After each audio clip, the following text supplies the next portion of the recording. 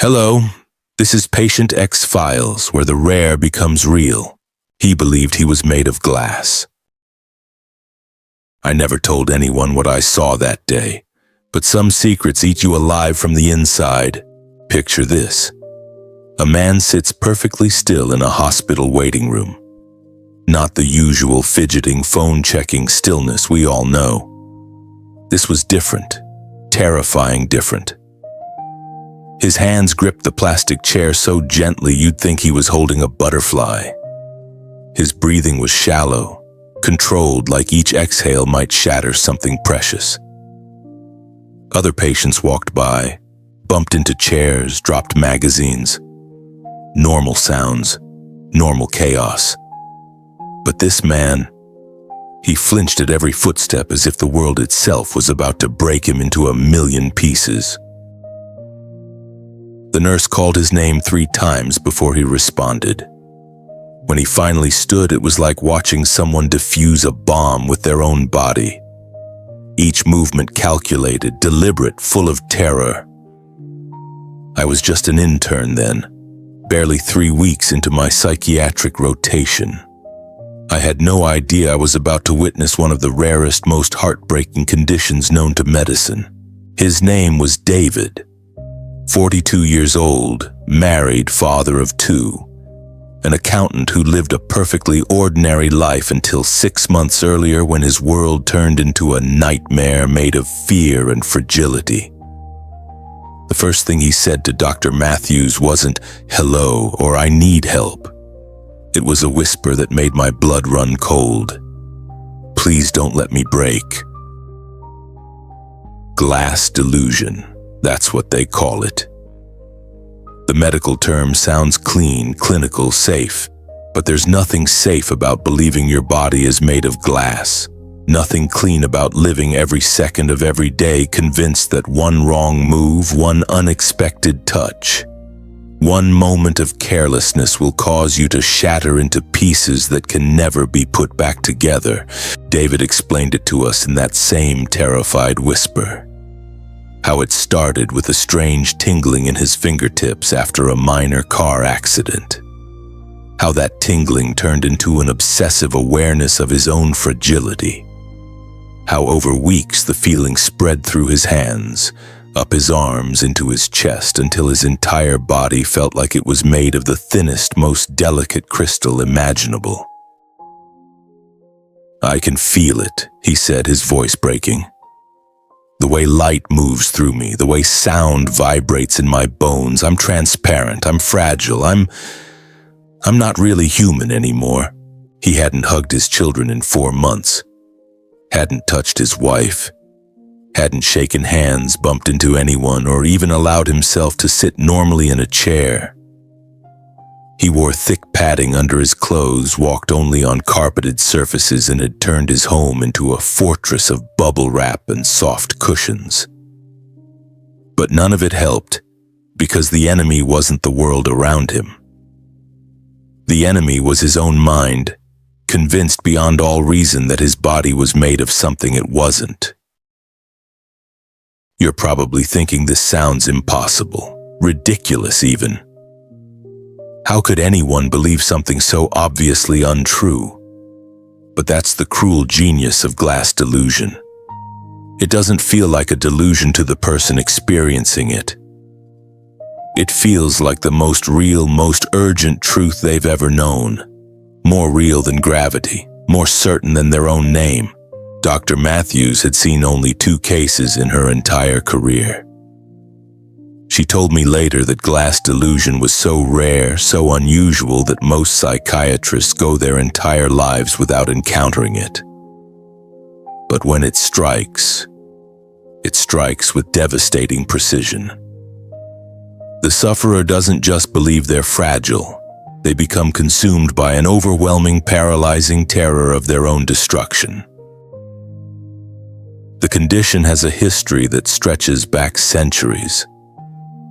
Medieval records describe nobles and scholars who became convinced their bodies were made of glass, leading them to take extraordinary precautions to avoid breaking. King Charles VI of France famously believed he was made of glass and had iron rods sewn into his clothing to prevent shattering. The condition appeared in literature, in medical texts, in historical accounts, always described with a mixture of fascination and horror. But reading about it in dusty medical journals is one thing. Watching it consume a living person is something else entirely. David's wife, Sarah, came to the hospital the next day. I'll never forget the look in her eyes, a combination of exhaustion, desperation, and a love so profound it hurt to witness. She hadn't touched her husband in months, not because she didn't want to, but because her slightest touch sent him into panic attacks so severe he would sometimes lose consciousness. He used to be so alive, she told us, tears streaming down her face. He would wrestle with our kids, dance with me in the kitchen, fix things around the house with his bare hands. Now he moves through our home like a ghost, terrified of his own shadow. Our children ask why Daddy won't hug them anymore. What am I supposed to tell them, that their father believes he's made of glass? The children, she said, had started treating him like he really was fragile. They whispered around him, moved carefully, avoided sudden movements. In trying to accommodate his delusion, the family had made it more real, more powerful, more destructive. This is where Glass Delusion reveals its most insidious nature. It doesn't exist in isolation. It spreads through relationships, through families, through every connection the sufferer has with the world. Everyone around them begins to walk on eggshells, literally in this case, and their accommodation feeds the delusion's power. Dr. Matthews explained that glass delusion often emerges during periods of intense stress or trauma. For David, it was the car accident, minor though it was. But it wasn't the physical impact that triggered his condition. It was something deeper, something that had been building for years. The accident was just the final crack in a foundation that was already weakened by anxiety, perfectionism, and a deep-seated fear of vulnerability that he'd carried since childhood. As a child, David had been severely bullied at school. Bigger kids would corner him, push him around, make him feel small and breakable. His parents, well-meaning but overwhelmed, had taught him to stay out of trouble and don't rock the boat. The message he internalized wasn't just about avoiding conflict. It was about seeing himself as inherently fragile, someone who needed to be protected from a dangerous world. That buried trauma lay dormant for decades, masked by his success in work and family life. But trauma has a way of resurfacing when we least expect it. The car accident, a simple fender bender that left him physically unharmed, somehow awakened that sleeping fear. His mind, trying to make sense of the inexplicable anxiety that followed, latched onto the most literal interpretation possible. He was fragile because he was literally made of fragile material. The treatment for glass delusion is as complex as the condition itself. Traditional therapy approaches often fail because they focus on convincing the patient that their beliefs are irrational. But David knew his beliefs seemed irrational to others. That knowledge didn't make them feel less real to him. In fact, it often made things worse by adding shame and isolation to his already overwhelming fear. Dr. Matthews tried a different approach. Instead of challenging David's belief directly, she worked to understand the emotional truth underlying it. What was his mind trying to protect him from? What did the glass represent? What would it mean to be unbreakable? The breakthrough came in week 7 of treatment. David was describing his morning routine, the elaborate ritual of checking his body for cracks, the careful way he moved from bed to bathroom, the terror he felt when his alarm clock rang too loudly. Dr. Matthews asked a simple question. David, what would happen if you weren't made of glass? What would you be made of instead? The question seemed to break something open in him. For the first time in months, he was quiet not from fear but from genuine thought. When he finally spoke, his voice was different. Stronger. I'd be made of, I don't know, something solid, something that couldn't be broken by other people. That was the key.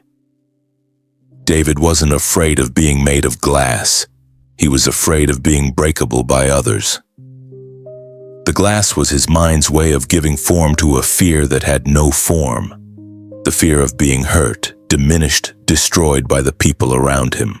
The therapy that followed was unlike anything I'd seen before. Dr. Matthews didn't try to convince David he wasn't made of glass. Instead, she helped him explore what it would feel like to be made of something stronger. They talked about different materials, wood that bends but doesn't break, metal that can be damaged but repaired, stone that weathers storms but endures. Slowly, almost imperceptibly, David began to change. Not his belief about being made of glass, that took much longer to fade, but his relationship to that belief.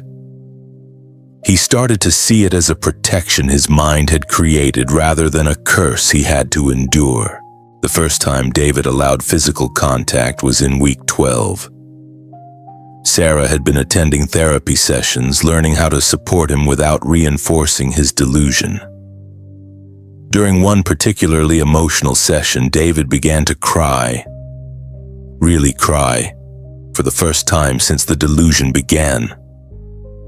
Without thinking, Sarah reached out and touched his hand. He didn't shatter. He didn't panic. He looked down at their joined hands with wonder, as if seeing something impossible. "I'm not breaking," he whispered, then stronger. "I'm not breaking." That moment was the beginning of David's journey back to himself. It wasn't a cure. Glass delusion doesn't disappear overnight, but it was proof that the glass could be touched without shattering. That connection was possible, that he was stronger than his fear had convinced him he was. The process of recovery took another 6 months.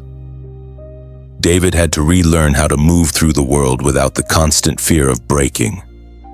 He had to rebuild relationships with his children, who had grown afraid to be children around him. He had to rediscover his own strength, his own resilience, his own capacity to bend without breaking. There were setbacks, days when the old terror would resurface, when the feeling of being made of glass would return with crushing intensity. But each time it was a little less powerful, a little less convincing.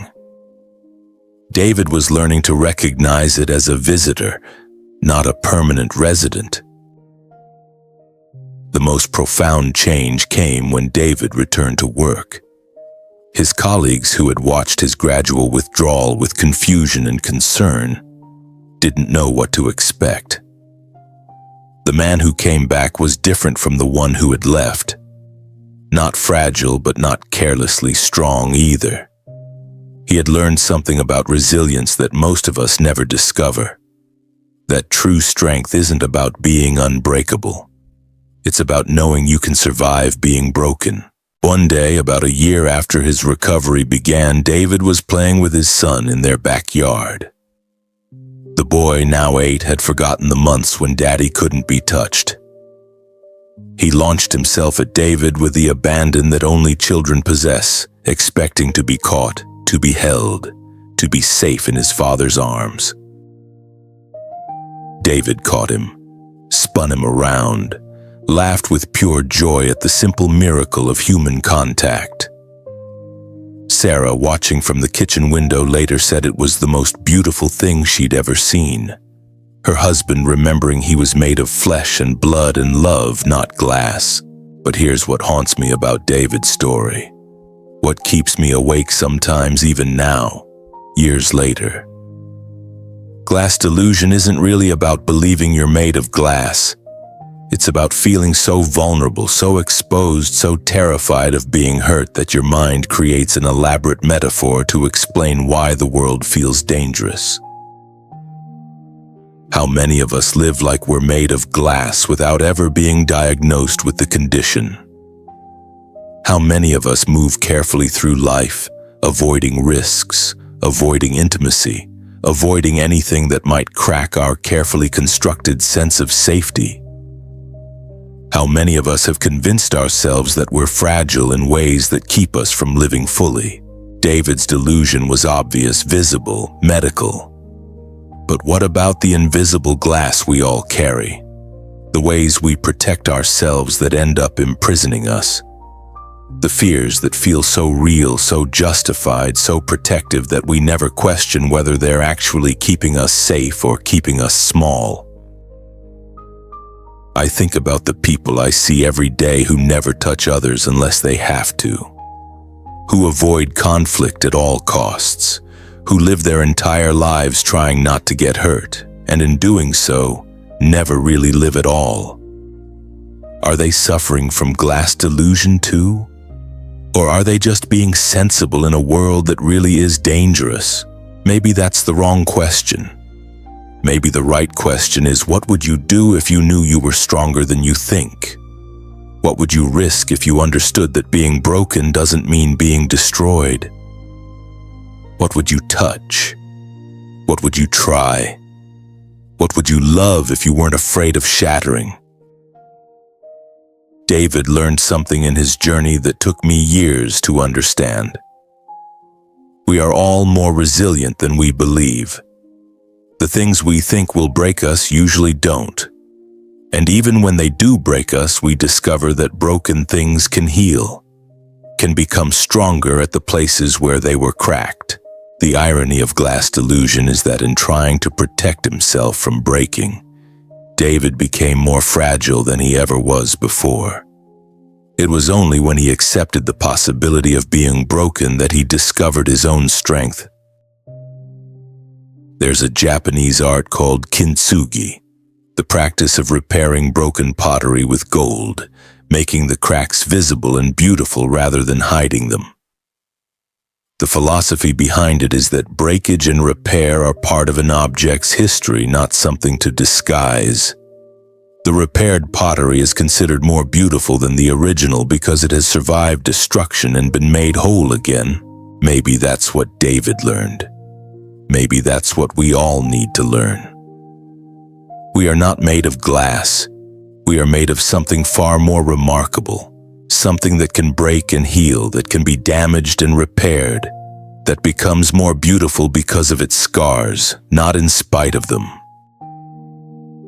The last time I saw David was at a medical conference 3 years later. He was there with Sarah, both of them attending a presentation about rare psychiatric conditions. They looked solid, real, present in a way that's hard to describe but impossible to miss. During the break, I approached them, introduced myself, reminded him of our time at the hospital. David smiled, a real smile, unguarded and warm. "I remember you," he said, extending his hand for a firm handshake. "You were there on one of my worst days. Thank you for seeing me as human when I couldn't see myself that way." We talked for a few minutes about his recovery, about his family, about the strange journey that had led him from believing he was made of glass to understanding he was made of something far stronger. As we parted, he said something that I've never forgotten. "I spent so long trying to protect myself from breaking that I forgot I was already broken." We all are in some way. The healing doesn't come from avoiding the cracks. It comes from learning to live with them, to see them as part of what makes us beautiful. David's story isn't just about glass delusion.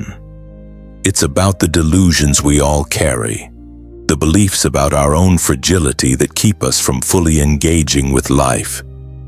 It's about the difference between being careful and being paralyzed by fear. It's about learning that strength doesn't mean being unbreakable. It means being willing to risk being broken for the chance to be whole.